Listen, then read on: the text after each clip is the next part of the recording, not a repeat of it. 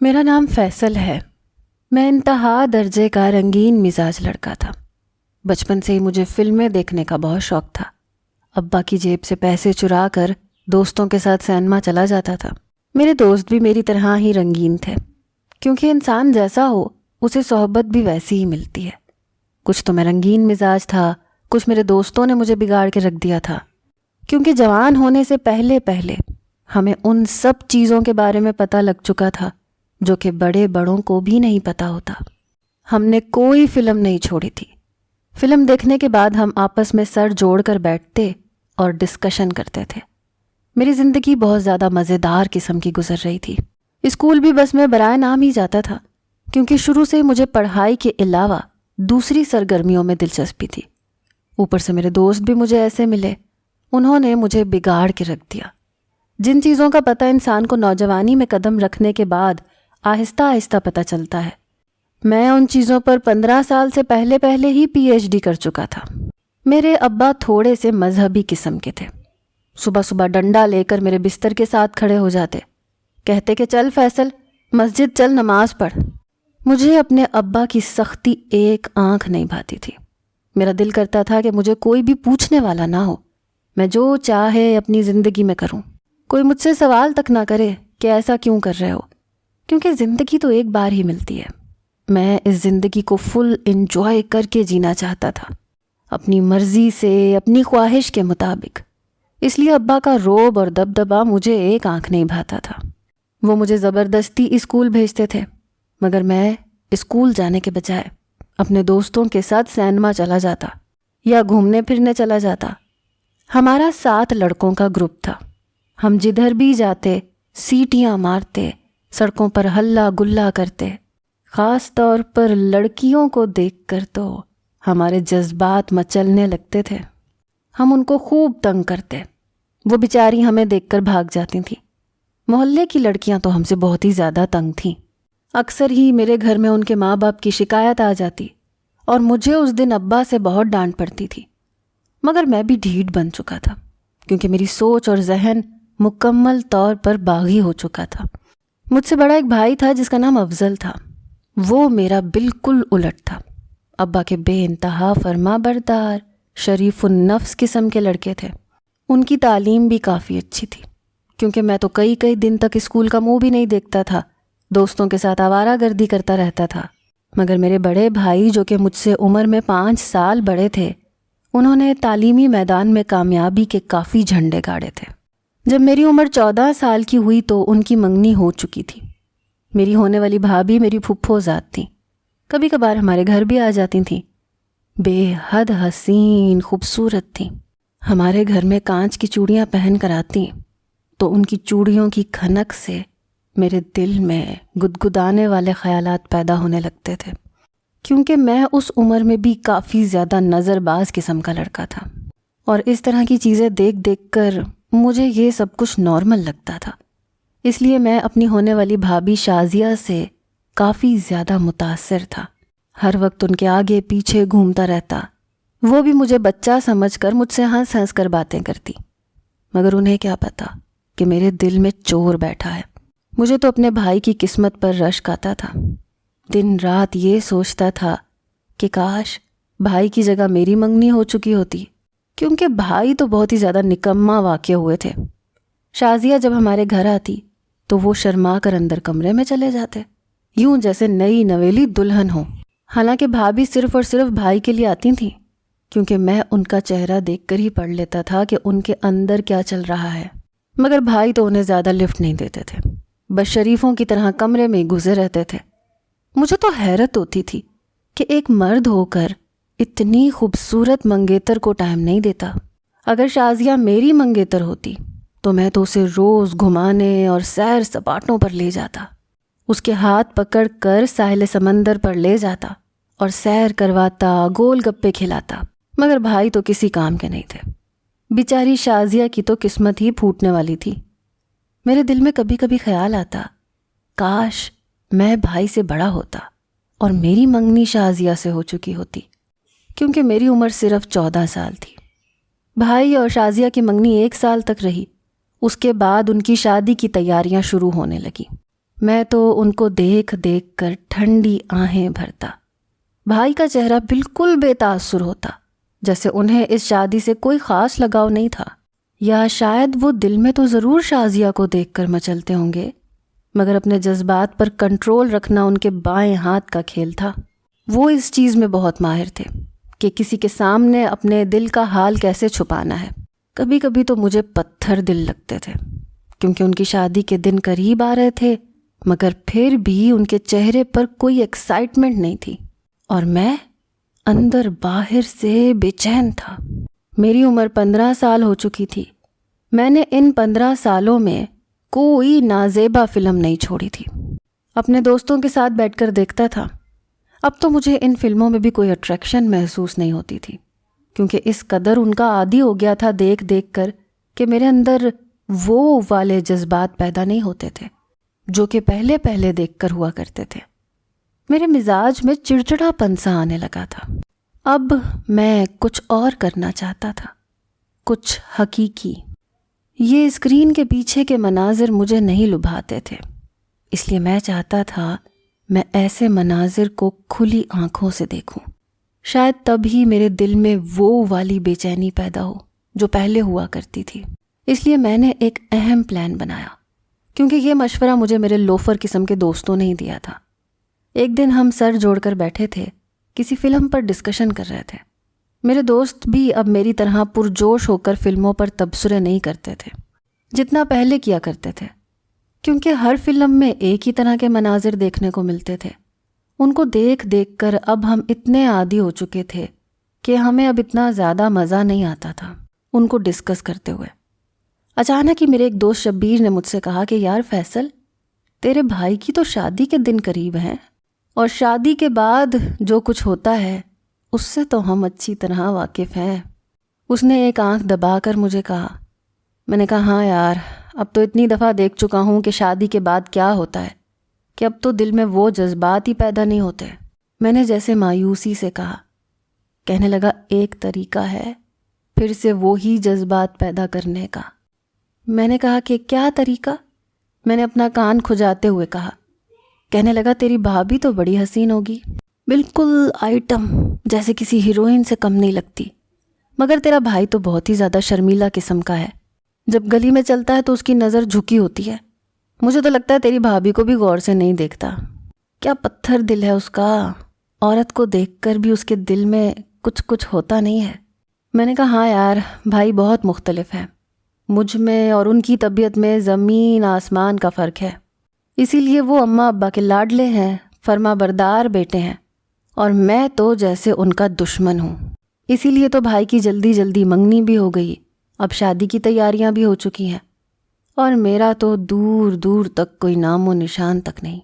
کہنے لگا شادی سے پہلے بھی میں تمہیں شادی والی رات کے مزے لینے کا ایک نادر مشورہ دیتا ہوں، کیا یاد کرے گا تو، مجھے داد دے گا؟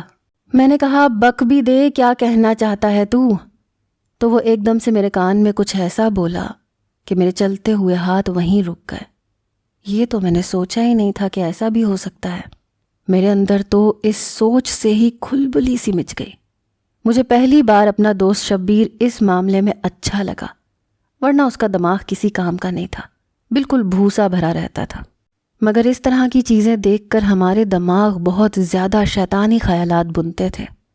پہلے جو میں بھائی اور بھابھی کی شادی کے حوالے سے بالکل بھی ایکسائٹڈ نہیں تھا، کیونکہ مجھے اچھا نہیں لگ رہا تھا کہ میرے بھائی کی شادی ہو گئی ہے اور میں ابھی تک کنوارا ہوں، مگر اب تو میں نے انگلیوں پر دن گننے شروع کر دیے، کیونکہ مجھے دوست کا مشورہ انتہائی نادر لگا تھا۔ جیسے جیسے شادی کے دن قریب آ رہے تھے، میرے جذبات سنبھالے نہیں سنبھل رہے تھے۔ مجھے یوں لگتا تھا جیسے بھائی کی جگہ میری شادی ہو۔ گھر والے شادی کی تیاریوں میں لگے ہوئے تھے۔ اب تو شازیہ ہمارے گھر نہیں آتی تھی، وہ شاید مائیوں بیٹھ گئی تھی، مگر خیر ہے، شادی کی رات تو مجھے تو یہ سوچ کر اندر باہر بے چینی اور سرشاری ایک ساتھ ہونے لگتی تھی کہ کب وہ بھائی کی دلہن بنے، کب ہمارے گھر آئے اور میں ان کے ساتھ۔ دن رات میری بے چینی میں کٹ جاتی۔ پڑھائی میں تو میرا دل ویسے ہی نہیں لگتا تھا۔ اب تو میں فلمیں دیکھنا بھی چھوڑ چکا تھا، کیونکہ مجھے ان میں ذرا بھی اٹریکشن محسوس نہیں ہوتی تھی۔ میں نے 15 سال کی عمر میں ہی دنیا جہان کی فحش فلمیں دیکھ رکھی تھیں کہ اب مجھے سب کچھ بالکل نارمل لگتا تھا۔ اب تو میں کچھ نیا کرنا چاہتا تھا، کچھ انوکھا، کچھ ایسا کرنا چاہتا تھا جو آج تک کسی نے نہیں کیا ہو۔ مجھے تو سوچ کر ہی لبوں پر کمینی سی مسکراہٹ پھیل جاتی تھی۔ بالآخر انتظار کی گھڑیاں ختم ہونے والی تھیں۔ شادی میں صرف 1 ہفتہ رہ گیا تھا۔ اب تو مجھے اپنا آپ سنبھالنا مشکل لگ رہا تھا، کیونکہ بہت جلد میں وہ سب کچھ کرنے والا تھا جو اگر کوئی بھی سنتا تو اپنے کانوں کو ہاتھ لگاتا۔ مگر مجھے کسی کی پرواہ نہیں تھی۔ مجھے صرف اپنے دل کی سننی تھی، اپنے دل کی ماننی تھی اور اپنی منمانی کرنی تھی۔ شادی کی تیاریوں میں میں زور و شور سے حصہ لے رہا تھا، کیونکہ میں گھر کا چھوٹا بیٹا تھا، اس لیے بار بار بازاروں کے چکر مجھے ہی لگانا پڑتے تھے۔ اکثر شاپنگ کے لیے شازیہ ساتھ جاتی تھی، کیونکہ اسے سب کچھ اپنی پسند سے چاہیے تھا، اور جس دن شازیہ بھابھی جاتی اس دن تو میں ضرور جاتا تھا۔ وہ بڑھ چڑھ کر اپنی شاپنگ کر رہی تھی اور میں ان کی مدد کر رہا تھا۔ شازیہ بھابھی پہلے سے ہی گوری چٹی تو تھیں ہی، مگر شادی سے پہلے جو لڑکیاں اپنے آپ کے ساتھ تجربے کرتی ہیں گورا چٹا ہونے کے لیے اور خوبصورت لگنے کے لیے، شازیہ بھابھی نے بھی وہ سارے ٹوٹکے آزمائے تھے، اور وہ بلا کی حسین لگتی تھی۔ ان کے سفید ہاتھ پاؤں اور کلائیاں جب بھی میں دیکھتا ان کو چھونے کو دل کرتا تھا۔ کبھی کبھی تو میں ان کا ہاتھ پکڑ لیتا تھا، مذاق مذاق میں یوں ہی، اور وہ ہنسنے لگتی تھیں، کہتی تھیں فیصل تو بڑا لوفر لڑکا ہے۔ انہیں کیا پتا میں اندر سے واقعی لوفر ہوں، بلکہ لوفروں سے بھی بہت آگے نکل چکا ہوں۔ وہ تو مجھے چھوٹا بچہ سمجھتی تھیں، مگر میں اپنی عمر سے بہت پہلے بڑا ہو چکا تھا۔ شاید بھائی کو بھی ان باتوں کا پتہ نہیں ہوگا جتنا مجھے ہو چکا تھا۔ بھائی تو ایک سڑی ہوئی بورنگ سی لائف گزار رہے تھے۔ اپنی شادی سے پہلے بھی ان کے چہرے پر کوئی ایکسائٹمنٹ نہیں تھی، کیونکہ شازیہ جیسی بیوی ان کی سنگت میں آنے والی تھی۔ ان کا تو خوشی سے برا حال ہونا چاہیے تھا، مگر وہ تو بلا کے کٹھور دل تھے۔ خیر، مجھے تو فائدہ ہی فائدہ تھا۔ میں نے تو یہ تک پلاننگ بنا لی تھی کہ شازیہ کے دل میں گھر کیسے کرنا ہے اور بھائی کی جگہ کیسے لینی ہے۔ خدا خدا کر کے شادی والا دن آیا۔ بھائی نے بلیک کلر کی شیروانی پہنی، دلہا بن کر بہت زیادہ وجیح اور باوقار لگ رہے تھے۔ ان کے چہرے پر مسکراہٹ تھی، ورنہ مجھے تو لگتا تھا کہ شادی والے دن بھی وہ بالکل روبوٹ بن کر رہیں گے۔ مگر جب عورتیں ان کو چھیڑ رہی تھیں تو وہ مسکرا دیتے تھے، منہ نیچے کر کے شرمانے بھی لگتے تھے، اور میرے دل میں ان کی خوشی دیکھ کر ایک عجیب سی کسک اٹھنے لگی۔ میں دیر تک ان کا چہرہ دیکھتا رہا۔ میں بھی آج کسی دلہے سے کم نہیں لگ رہا تھا۔ میں نے سفید لٹھے کا کرتا پہن رکھا تھا، اوپر گولڈن کلر کی واسکٹ تھی۔ میں بھی آج کسی دلہے سے کم نہیں تھا۔ حسین تو میں بچپن سے ہی تھا، مگر میرے اندر پیدا ہونے والے شیطانی خیالات نے مجھے لوفر قسم کا لڑکا بنا دیا تھا۔ آج تو میں دوسری لڑکیوں کی طرف بھی متوجہ نہیں تھا جو بھائی کی شادی میں بڑا بن ٹھن کر آئی تھیں۔ ہمارے دور پرے کے رشتہ داروں کی بیٹیاں، وہ بھی کچھ کم حسین نہیں تھیں۔ ان کی چوڑیوں کی کھنک اور پرفیوم کی خوشبو آج مجھے محسور نہیں کر رہی تھی، کیونکہ مجھے تو کچھ اور چاہیے تھا۔ مجھے بس اپنی بھابھی کو دیکھنے کا اشتیاق تھا۔ بارات میرج ہال میں آ گئی اور بھابھی بھائی کے پہلو میں گھونگھٹ نکالے شرمائی شرمائی سی بیٹھی تھی۔ میں دور سے دیکھ کر بھی بتا سکتا تھا کہ آج وہ کسی آفت سے کم نہیں لگ رہی تھیں۔ میری نظر ان سے ہٹ ہی نہیں رہی تھی۔ گھونگھٹ کے پیچھے چھپے چہرے پر مسلسل شریر سی مسکراہٹ تھی جو میرے دل کے تار ہلا رہی تھی، اور اپنے خیالات میں نہ جانے کہاں کہاں تک بہہ گیا تھا۔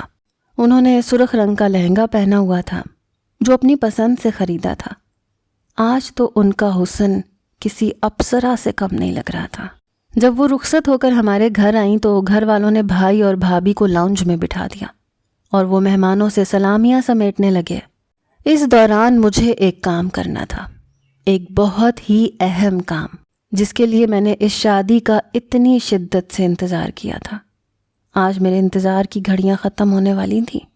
میں ایک ایسی لذت حاصل کرنے والا تھا جو آج تک کسی فلم کو دیکھ کر نہیں کر پایا تھا۔ اس لیے میں جلدی جلدی سب لوگوں سے نظر بچا کر بھائی کے کمرے کی طرف بڑھنے لگا۔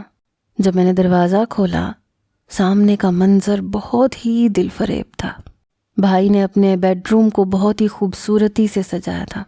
حالانکہ مجھے امید نہیں تھی کہ بھائی جیسا پتھر دل یہ سب کچھ کرنا بھی جانتا ہوگا، مگر بیڈ روم کی سجاوٹ دیکھ کر لگتا تھا کہ بھائی کے دل میں بھی ضرور بھابھی کی بہت خاص جگہ ہے، مگر آج تک وہ کسی کو بتاتے نہیں تھے، بس دل میں ہی رکھتے تھے۔ حتیٰ کہ شازیہ بھابھی بھی شاید اس بارے میں بے خبر ہی تھیں۔ مسحری کو گلاب اور موتیے کے پھولوں سے سجایا گیا تھا۔ بیڈ پر درمیان میں ایک پھولوں سے دل بنایا گیا تھا جس میں SA لکھا ہوا تھا، یعنی شازیہ اور افضل۔ ان کا نام ایک ساتھ جڑا دیکھ کر میرے دل کو کچھ ہونے لگا، جیسے ایک انجانا سا درد اٹھنے لگا، کیونکہ جو بھی تھا آج تو شازیہ بھابھی ہی بھائی کی سنگت میں آنے والی تھی۔ میں تو بس ان کا نظارہ دیکھنا چاہتا تھا، وہ بھی دور سے۔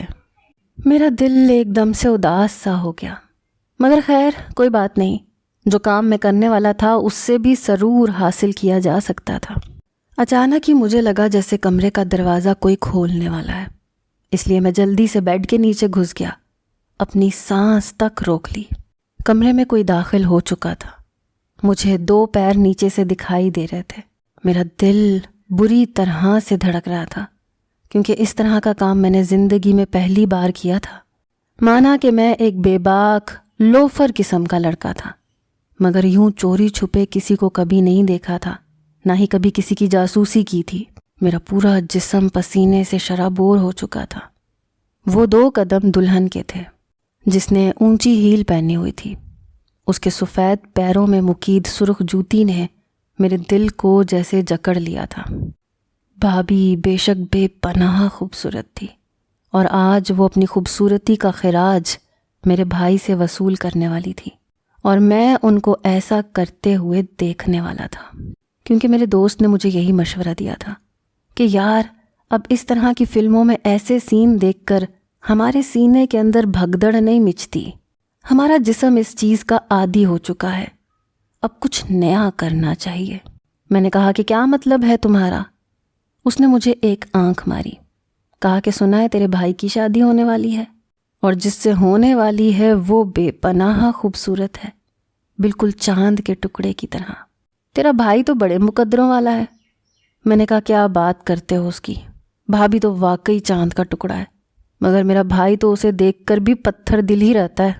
سچ میں اگر شازیہ بھائی کے بجائے میری منگیتر ہوتی تو نہ جانے میں تو خوشی سے بھنگڑے ڈالتا، آئے روز اسے گھمانے لے جاتا، اس کے آگے پیچھے منڈلاتا رہتا، اس کے ناز نخرے اٹھاتا، مگر بھائی میں تو ایسی کوئی بات ہی نہیں ہے۔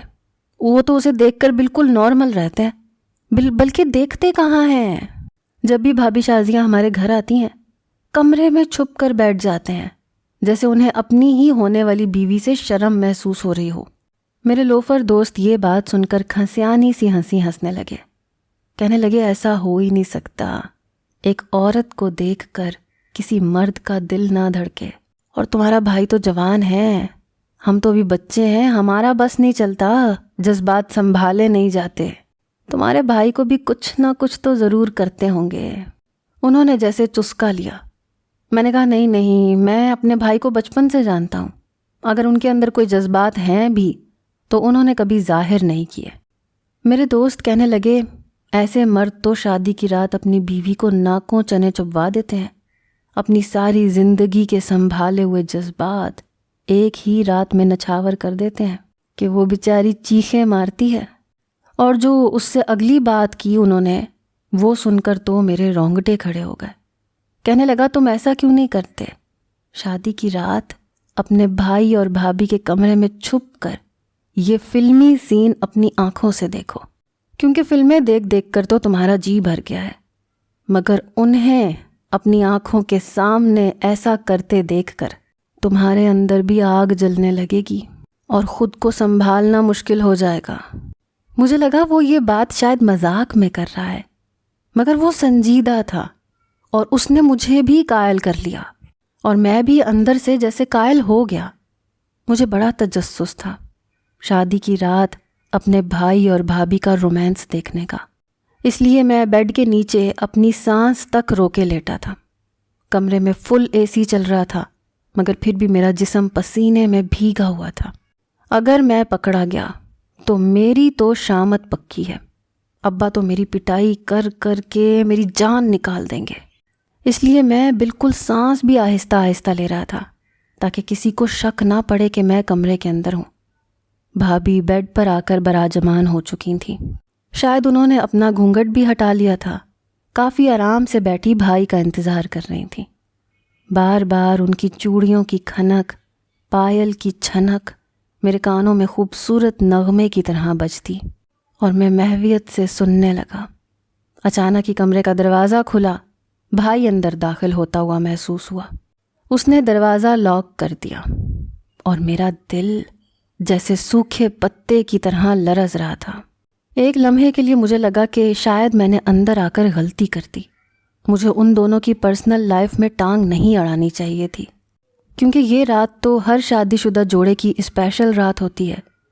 چند لمحے کے لیے تو میرے ضمیر نے مجھے ملامت کی، مگر اگلے ہی پل میں نے اپنی سوچ کو جھٹک دیا اور ہمہ تنگوش ہو کر ان کی رومانٹک باتیں سننے لگا۔ مجھے تو یقین ہی نہیں آ رہا تھا کہ میرے گمسم شرمیلے سے بھائی اس رات بھابھی کے ساتھ، توبہ توبہ۔ میری عمر اب 25 سال ہو گئی تھی اور جس دن کے خواب میں نے اپنی آنکھوں میں کب سے سجانے شروع کیے تھے، شاید بچپن سے، وہ دن آ گیا تھا، یعنی کہ میری شادی کا دن۔ میں دلہا بن کر آئینے کے سامنے کھڑا تھا، میرا چہرہ بالکل سپاٹ تھا، بالکل جذبات سے عاری۔ حالانکہ اس دن کا خواب تو ہر عورت اور مرد اپنی آنکھوں میں سجاتا ہے، کیونکہ ہم مشرقی مرد اور عورتیں صرف شادی کے بعد ہی ایک دوسرے کو اپنی تسکین کا ذریعہ بنا سکتے ہیں۔ اس سے پہلے نہ ہمارا دین ہمیں اس بات کی اجازت دیتا ہے، نہ ہی ہمارا معاشرہ۔ آج میں جب آئینے کے سامنے کھڑا تھا تو مجھے اپنے دل میں ایک گہرا سا ملال تھا، ایسا ملال جو شاید کبھی ڈھلنے والا نہ تھا، کیونکہ میں نے اپنے اس دن کو شاید برباد کر کے رکھ دیا تھا، خود اپنے ہاتھوں سے، اور میرے جذبات اب بالکل ہی مردہ ہو چکے تھے، کیونکہ میں نے اپنی زندگی کا اکثر حصہ ان چیزوں کے پیچھے گنوایا تھا جنہوں نے مجھ سے میری حقیقی لذت چھین لی، وہ حقیقی لذت جو آج مجھے حاصل ہونے والی تھی، مگر میرا دل اسے محسوس ہی نہیں کر رہا تھا، کیونکہ یہ دل ان گناہوں کی سیاہی میں ڈوبا ہوا تھا جو میں نے ماضی میں سر انجام دیے تھے۔ میں نے اپنی شادی سے پہلے ہی غلط کاموں میں ملوث ہو کر غلط طریقے سے وقتی طور پر لذت حاصل کرنے کی کوشش کی تھی، مگر بجائے مجھے تسکین ملنے کے میرے اندر بے چینی اور چڑچڑا پن پیدا ہو گیا تھا، وہ چڑچڑا پن جو حقیقی راستے سے ہٹ کر انسان کے ساتھ چمٹ جاتا ہے کسی سائے کی طرح۔ گناہ بھی میرے ساتھ کسی سائے کی طرح چمٹے ہوئے تھے۔ مجھے آج بھی 10 سال پہلے اپنے بھائی اور بھابھی کی شادی کی وہ رات یاد تھی جو میں نے چھپ کر ان کے کمرے میں ان کے ساتھ گزاری تھی۔ اس رات نے مجھے اندر باہر سے بدل کے رکھ دیا تھا، میرے ذہن کے کانسیپٹ کو چینج کر دیا تھا۔ میں جو یہ سمجھتا تھا کہ ایک ہی تو زندگی ہے، اسے پابندیوں اور پہروں میں کیوں گزاروں، اس لیے میں نے اپنی نوجوانی فل موج مستی میں گزاری، غلط اور صحیح کی پہچان کھو کر، اور میں ایسے کاموں میں ملوث ہو گیا کہ میرا جسم حقیقی لذت ملنے سے پہلے ہر جذبے سے عاری ہو گیا۔ مجھے اپنے بھائی کی باتیں کانوں میں سنائی دے رہی تھیں، جنہوں نے اپنی پوری زندگی شرافت میں گزاری تھی، اپنے دل کو سخت پہروں میں رکھا تھا۔ وہ کبھی کسی غلط کام میں ملوث نہیں ہوئے تھے، نہ ہی اپنی منگیتر پر کبھی بری نظر ڈالی تھی، کیونکہ انہیں پتہ تھا کہ ایک جائز رشتہ ہی محبت کی صحیح تشریح کر سکتا ہے، اور وہ اس وقت کا انتظار کر رہے تھے جب ان کی محبت جائز طریقے سے انہیں مل جائے اور پھر وہ اپنی تمام تر چاہت اس پر لٹا دیں۔ وہ رات بھی ایسی ہی رات تھی جب بھابھی میرے بھائی کی دلہن بن کر ان کے پہلو میں بیٹھی تھیں اور میں بیڈ کے نیچے ان کی پہلی رات کا نظارہ کرنے بیٹھا تھا۔ بھائی کی باتیں سن کر جیسے میں ہوش کی دنیا میں آیا تھا۔ میری ابھی تک کی چسکیوں اور لذتوں بھری زندگی جس پر مجھے فخر تھا، ایک دم سے مجھے بری لگنے لگی، کیونکہ حقیقی محبت وہی ہوتی ہے جو 7 پردوں میں لپٹی ہوئی ہو، اور اس کا اظہار تب اچھا لگتا ہے جب اس محبت پر جائز رشتے کی مہر ثبت ہو جائے۔ پھر ہی اس محبت سے وہ لذت ملتی ہے جس کا حقدار خدا نے ہمیں بنایا ہوتا ہے۔ اگر وہی سرور ہم ادھر ادھر منہ ماری کر کے کر لیں پورا، غلط راستوں اور غلط طریقوں سے، تو ہم اس حقیقی مٹھاس اور محبت سے محروم کر دیے جائیں گے جو خدا نے ہمارے حصے کی ہمیں عطا کی ہوتی ہے۔ بھائی نے بھابھی سے اپنی محبت کا بہت دل فریب اظہار کیا تھا۔ کہا تھا کہ میرا دل کوئی پتھر کا نہیں ہے شازیہ، جو تمہاری چوڑیوں کی کھنک سے دھڑکتا نہیں تھا، بلکہ میں بہت مچلتا تھا تمہارے لیے، مگر میں نے اپنے دل پر سخت پہرے بٹھائے تھے، کیونکہ میں جانتا تھا کہ ایک بار بھی اگر اپنی محبت غلط طریقے سے تم سے وصول کی تو میں اس حقیقی خوشی سے محروم کر دیا جاؤں گا جو مجھے آج تمہاری سنگت سے نصیب ہونے والی ہے، کیونکہ خدا کی حدود سے تجاوز کرنے والا بھٹکتا رہتا ہے۔ اللہ نے جن چیزوں کو انسان کی تسکین کا ذریعہ بنایا ہے، اگر وہی چیزیں ہم غلط طریقے سے حاصل کریں گے تو وہ ہمیں ویسی خوشی کبھی نہیں دیں گی جو ملنی چاہیے۔ اور میں نیچے اپنا منہ فرش پر رکھے اپنی نظروں میں گرتا جا رہا تھا۔ میری آنکھوں سے آنسو روا تھے۔ اس سے پہلے کہ میں ہچکیوں سے رونے لگتا، میں نے اپنے منہ پر ہاتھ رکھ لیا۔ میں وہاں سے بھاگ جانا چاہتا تھا، کیونکہ میں ان کے مقدس لمحات میں مخل نہیں ہونا چاہتا تھا، مگر اب بہت دیر ہو چکی تھی۔ میں روتے روتے کب نیند کی وادیوں میں ڈوب گیا مجھے علم ہی نہ ہوا۔ صبح میری آنکھ کھلی تو کمرے کا دروازہ کھل چکا تھا۔ میری امی بھابھی کو ناشتے پر آنے کا کہہ رہی تھیں۔ بھابھی کے انگ انگ سے خوشی پھوٹ رہی تھی، جیسے ان کا بس نہ چلتا تھا۔ جب کمرہ خالی ہوا تو میں خالی دل کے ساتھ مرے مرے قدموں سے باہر نکل گیا۔ ابھی تک جو میں نے زندگی موج مستی کے نام پر گزاری تھی، میں اسے دفن کرنا چاہتا تھا، مگر میرے دل کی سیاہی شاید اتنی آسانی سے مٹنے والی نہ تھی، پر کوشش تو کر ہی سکتا تھا۔ میں کافی حد تک خود کو بدل چکا تھا۔ ہاں، کبھی کبھی اندر سے گناہ کرنے کی کسک اٹھتی تھی، کیونکہ گناہ گاروں کو شرافت راس نہیں آتی، وہ بار بار کھینچے چلے جاتے ہیں۔ آج میں دلہا کے روپ میں آئینے کے سامنے کھڑا تھا۔ میری ہونے والی دلہن نگہت میری دور پرے کی کزن تھی۔ میں نے امی سے کہا تھا کہ آپ جہاں پر بھی میری شادی کر دیں، مجھے اعتراض نہیں ہے۔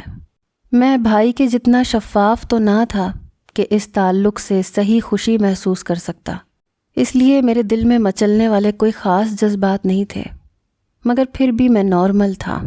میرے اندر کی بے چینی اور چڑچڑا پن بہت حد تک کم ہو چکا تھا، اور آج میں اپنی پوری کوشش کرنے والا تھا اپنے جائز رشتے کو محبت سے نبھانے کی۔ آپ لوگوں سے گزارش ہے، میرے حق میں دعا کیجیے گا، اور خدارا گناہوں کی دلدل میں خود کو مت دھنسائیے، اس سے پہلے کہ بہت دیر ہو جائے۔